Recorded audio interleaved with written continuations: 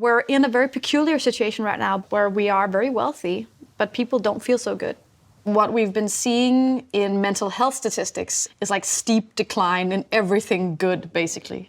More anxiety, more stress, more depression, more loneliness. And it is a little bit of a paradox, right? We should be so happy constantly, yet even the people who have everything that they need and more seem to be feeling not too good. Cijfers liegen niet. In Europa zijn we rijker dan ooit. En toch nemen de burn-outs toe, groeit de eenzaamheid en voelen we ons massaal ongelukkig. Iets klopt er niet. Hebben we al die tijd verkeerd gerekend? Door de manier waarop we onze welvaart meten blijft een groot deel van onze economie buiten beeld. De zorg. Volgens Deense auteur Emma Holten zijn het juist de activiteiten waar we een blinde vlek voor hebben die onze maatschappij draaiende houden. Hoe kan dat? In modern economics, the language we use for value is market price. So we'll say, okay, we have a person here making 10,000 euros a month doing marketing, and then we have a person here making 2,000 euros a month being a nurse. In economics, there's no doubt who of these two is creating the most value. It's the person making 10,000. But what I say is that we can't do this.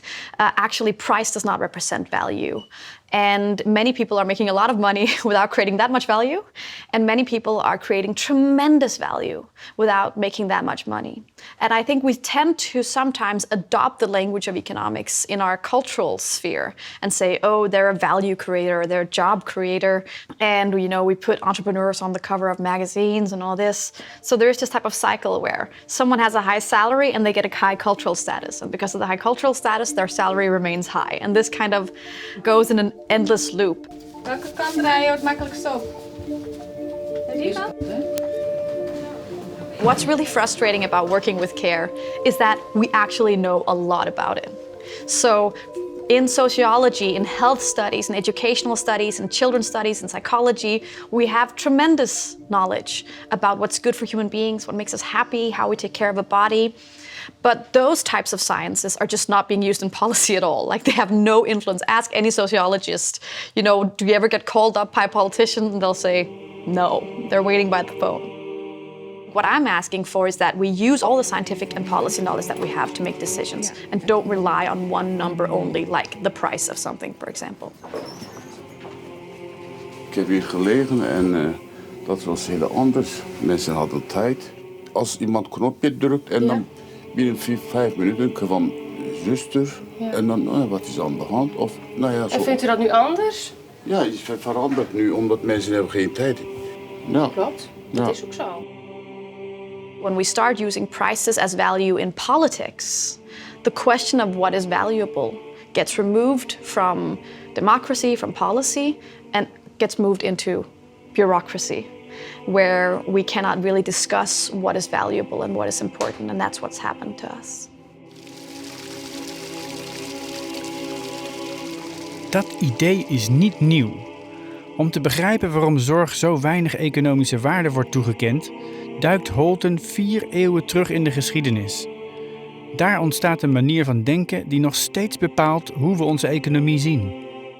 In the 1600s, we start to see how state philosophy and what becomes economics becomes very mechanical in its thinking. So some philosophers start calling God the great watchmaker because he imagines that, the whole world is like a ticking clock. We start seeing mathematics becoming very dominant as a way to explain the world. And what happens is that all of the things that tend to be difficult to explain with mechanical language, which is, love, relationships, bodies, it kind of disappears from state philosophy. And it becomes confined in the home, and the home becomes this black box. And it still is, in many, many ways, in policy and in economics, a black box where they don't really know what's going on in there, but they know it's important, but they can't really describe it with the words that they have chosen to work with. The things associated with the home tend to be the most important things in our lives, but they are very difficult to describe and sometimes, even in our society, quite taboo.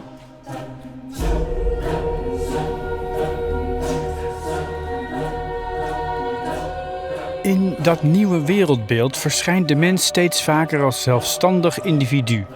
Alsof we los van elkaar bestaan. Dat klinkt vanzelfsprekend, maar volgens Holten verdwijnt daarmee iets fundamenteels uit beeld. Niemand komt alleen ter wereld. Niemand groeit alleen op en niemand leeft zonder zorg van anderen.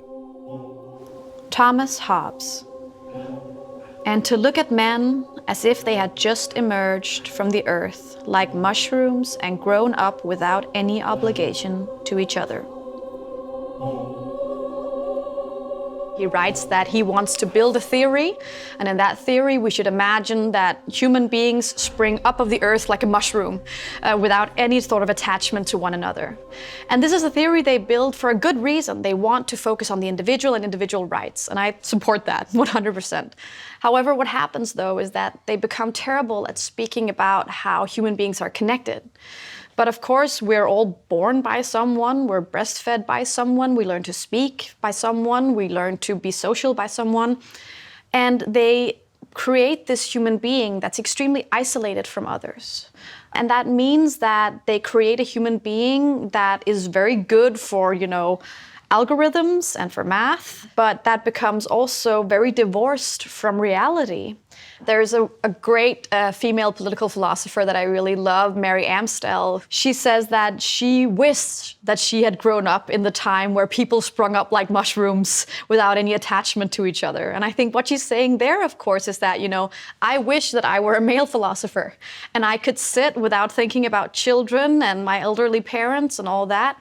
And she's ridiculing them. And I think they just make these philosophies for a man who's 45 and well-educated and politically engaged and can read and write and all these things.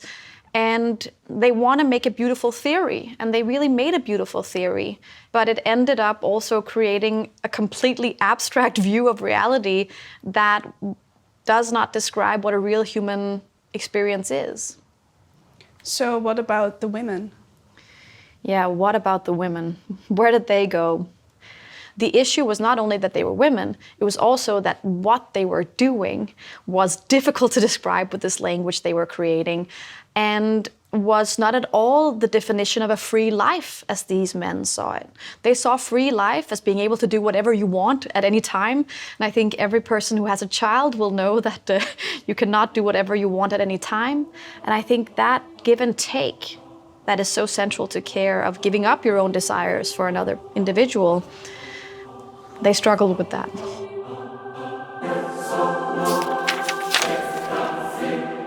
Ook bij de Schotse econoom Adam Smith staat de vrije, onafhankelijke burger centraal. Maar wie kookt zijn eten? Wie zorgt voor zijn kinderen? Wie houdt hem gezond? Het zijn juist die onmisbare vormen van zorg die uit het economische verhaal verdwenen zijn.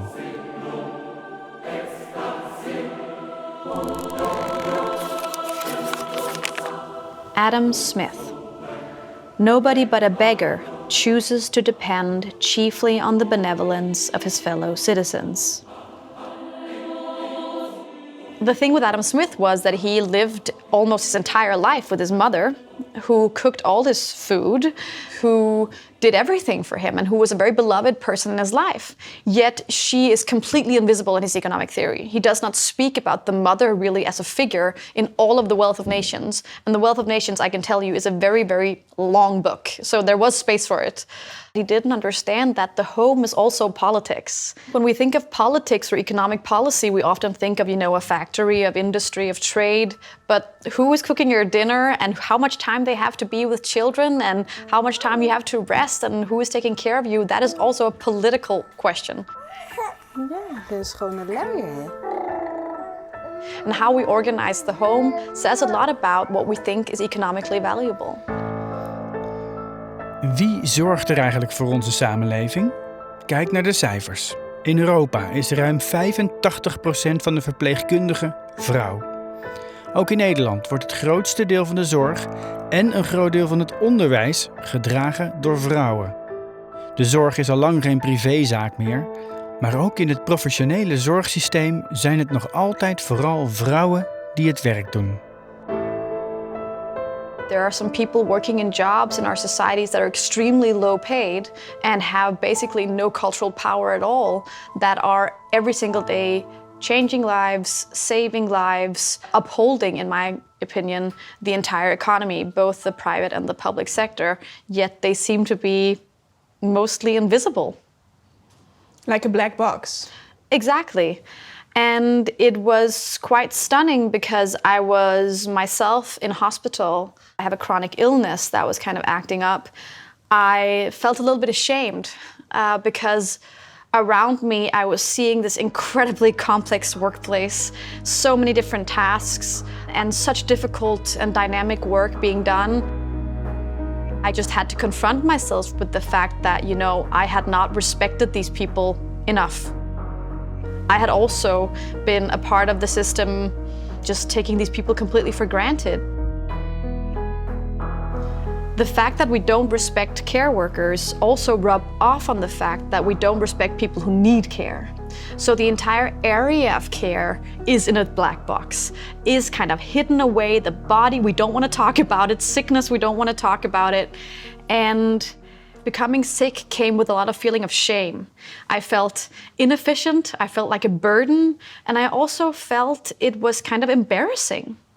That is really taboo in our culture and makes us, in my opinion, not really tell other people the truth of how our life is.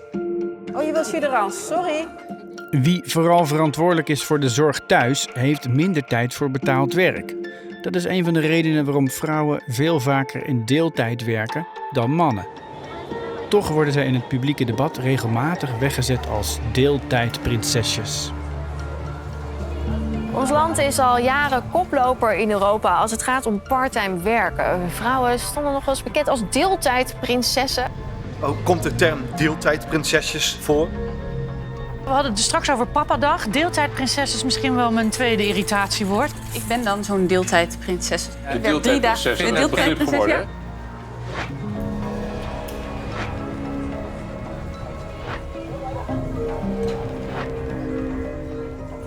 In the Netherlands, women are often called part-time princesses. Is it the same here? Yeah, I think there's certainly a lot of eyebrow raising about women working part-time. But what we do see is also that a lot of the women working part-time are women working in the public sector and women working directly with human beings on a day-to-day basis. And I think they're getting quite sick of being told that working part-time is a luxury and relaxing from people who spend their entire day sitting in front of a computer. Because sitting with like 30 kids in a school class or dealing with people who are psychotic or who are severely mentally ill or who are elderly and suffering, for example, from dementia, these are jobs that are very, very demanding.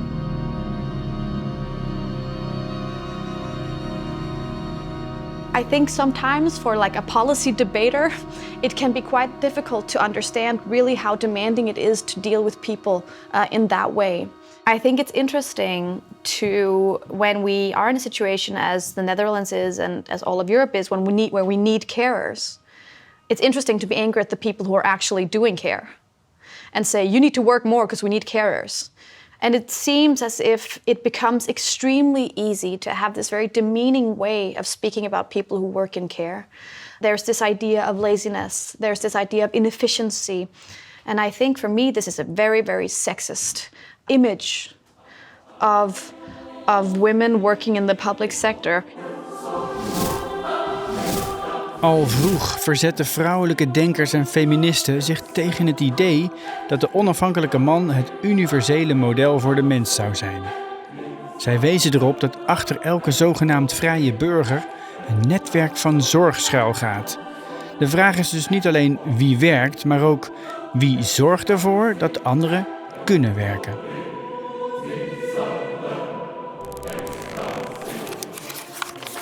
William Thompson and Anna Wheeler.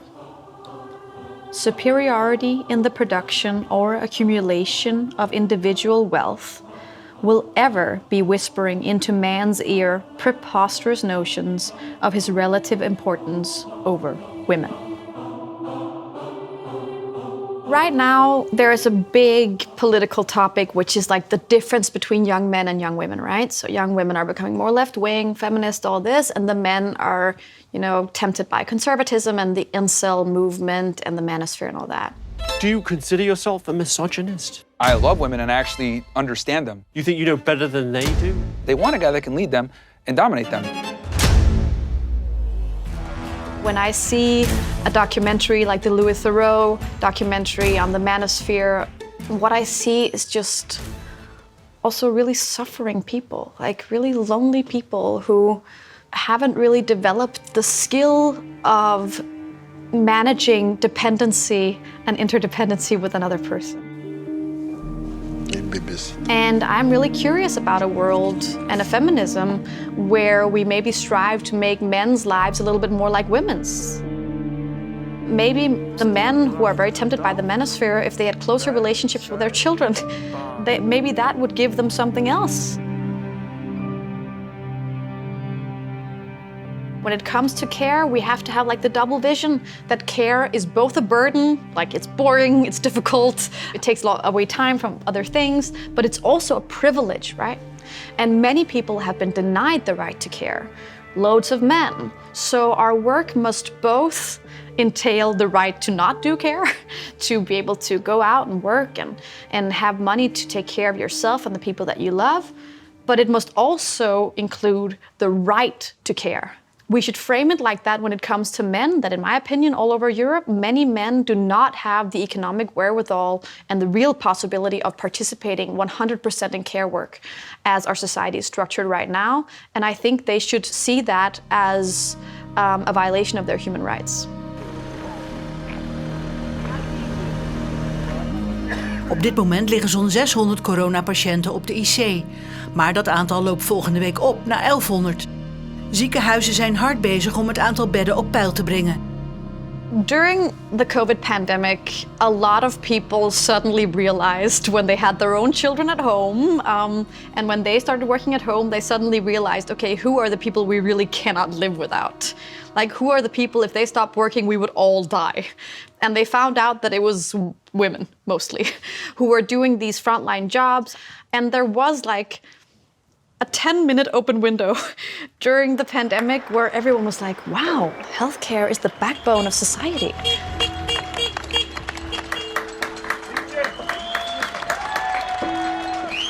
And then, like, after the pandemic, the window like closed again and everything was forgotten. And I think it was like really a slap in the face for a lot of women working in healthcare, because they had thought, okay, this will be a change in how we are perceived. And the reason that nothing is changing is because it's not only culture. This is something that's going on at the bureaucratic political level, and it's having huge consequences for how we shape policy and for the decisions that we're making about our future. And in my opinion, it's a big reason that we're in what I would call a care crisis. De zorg staat onder druk. Er is een groot tekort aan gespecialiseerde verpleegkundigen.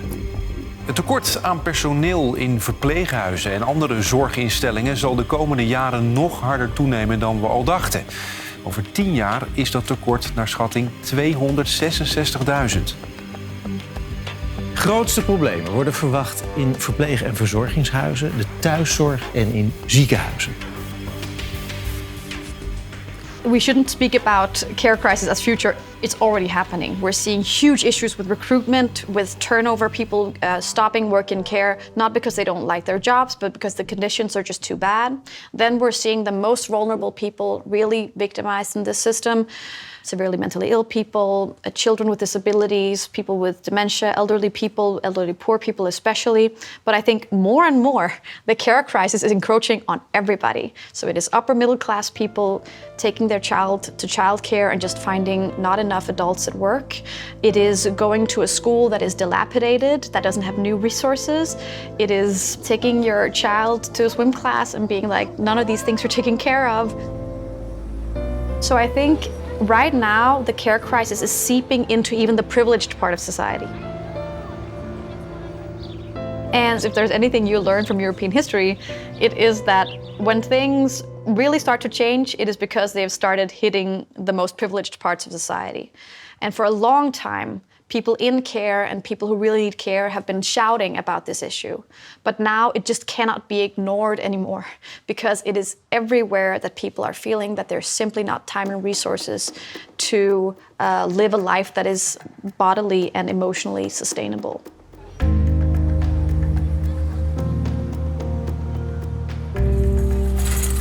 If you're asking my personal road towards a more caring society, I think it is a society where you can rest when you're tired. And by that I mean a society where we actually listen to the body, where the body does not come last. And I think, of course, this especially goes for people who have care responsibilities, right? People with small children, with parents who need help, are constantly putting their own body and their own body's needs totally last. And it seems as if the priority is like work, and then children, and then like social relationships, and then very, very last, listening. And when we construct, new businesses, we say not, what does the market need necessarily, but what do human beings need? And I think that seems to be quite distant from how we speak now. And so I think it's about actually bringing it to the fore that everywhere we go, we're both head and body. And that needs to be present in the family, at work, and in how we build the state and what we decide is a wealthy society. What does that look like? That looks like a place where bodies get what they need. Goedemorgen. Wacht maar even, ik pak even nog washandjes. Anders zit hij zo lang in de kou. Is hij warm genoeg?